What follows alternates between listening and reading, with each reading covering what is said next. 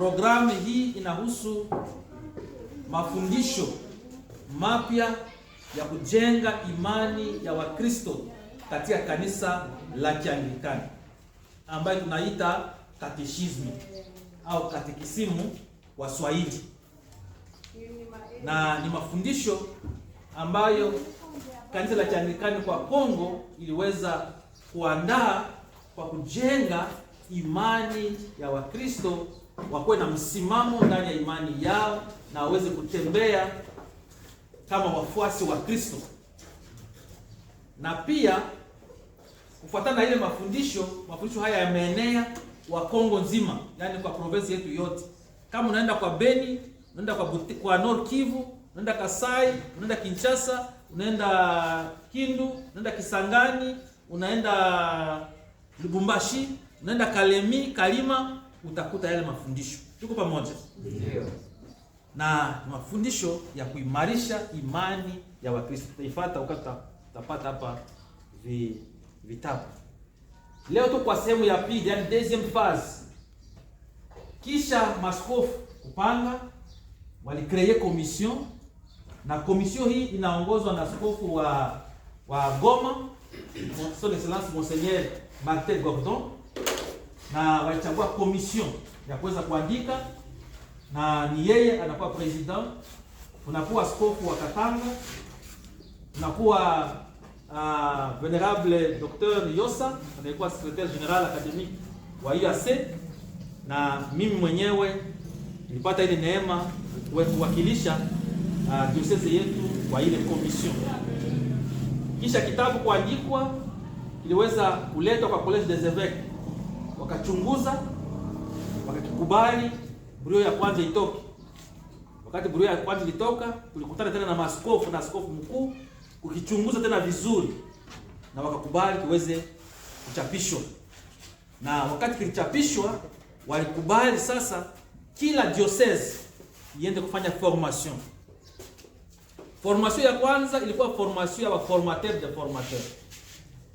Tulienda kwa Kampala, tulikutanisha wajumbe kutoka madiocese yote ya Kongo, wakakuwa forme.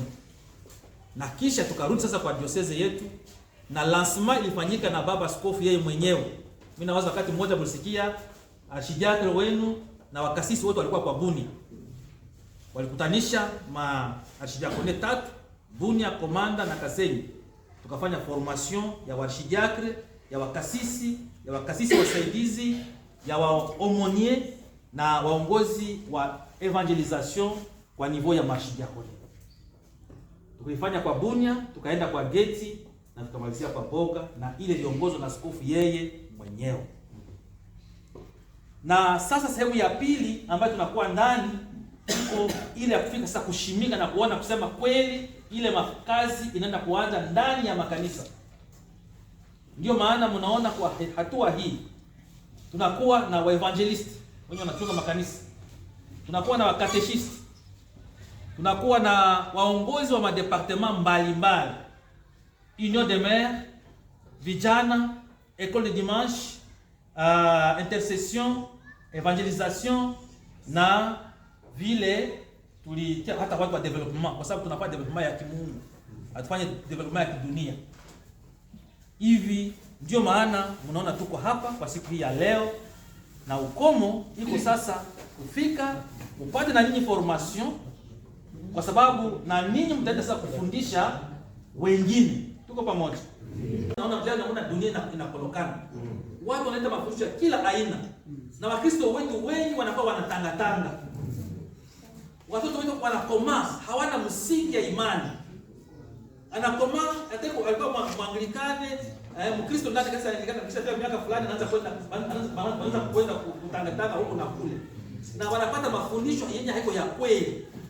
C'est pourquoi kanisa ilifikiri kuona kwamba ni vizuri tuwe na mafundisho ambayo tutasaidia hata kama iko sisi leo, lakini generation yetu hata nyuma yetu iko ile ambayo inasimama ndani ya msimamo wa imani ya Kikristo. Tuko pamoja? Ndio. Hiyo kitabu ya kufanya kujenga Wakristo ambao wanaendelea ndani ya dini ya Anglikana. Tuko pamoja? Mkristo Anglikana atatembea namna gani kufuatana na maandiko